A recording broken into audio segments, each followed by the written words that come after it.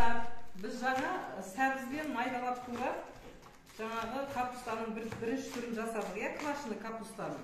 Ал енді мынау екінші түрі, бұны ірілеу тураймыз. 4 бұрышты турап, бұны қызылшамен бірге араластырып басамыз. Яғни бұл дегеніміз жаңағы бір түрлі емес енді. Разнообразия дейді ғой, екі түрлі жаңағы дастарханға қойғанда да әдемі болып, қып-қызыл болып, жаңағы адамның тәбетін ашатын екі түрлі капуста болады. Яғни бұны ірілеп 4 бұрышты қылып көп турасақ болады. Барынша ірі тураймыз, қыздар.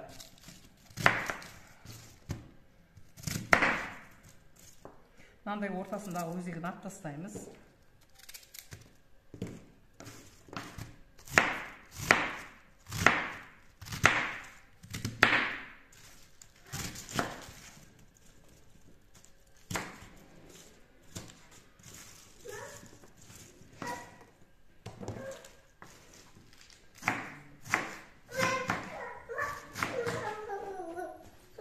Ал қыздар, біз ірі капустаны турап алдық. Бұл екінші түрі жаңағы қызылшамен қызартып, қып-қызыл капуста болып шығады бұл енді. Так, бұны турап болғаннан кейін мынандай арнайы кастрюльге бөлек саламыз.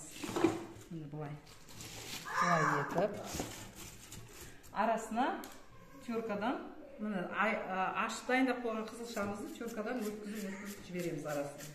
Енді әркім әртүрлі, біреулер ірі қып турайды қызылшаны. Мен өзім теркадан өткізген ұнатам, себебі капуста дайын болған кезде ішінде әрі витамин бірге араласып, жаңа капустамен бірге жей бересіздер.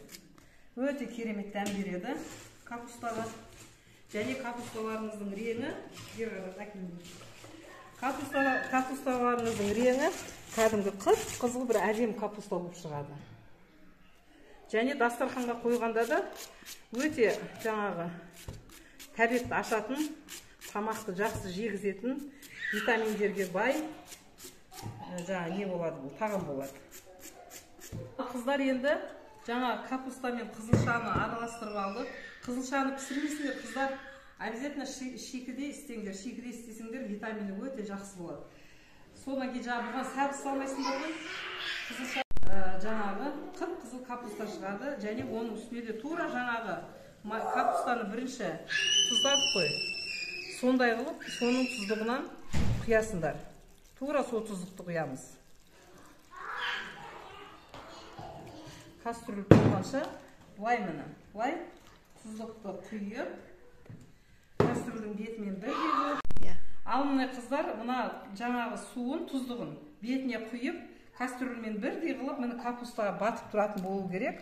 Осылай етіп, қақпағын жауып қоямыз. Бұған жаңағы түсіндірдім ғой, сәбіз салмайсыздар, тек қана капустаның өзімен қызылша. Қызылша әрине піспеген болу керек.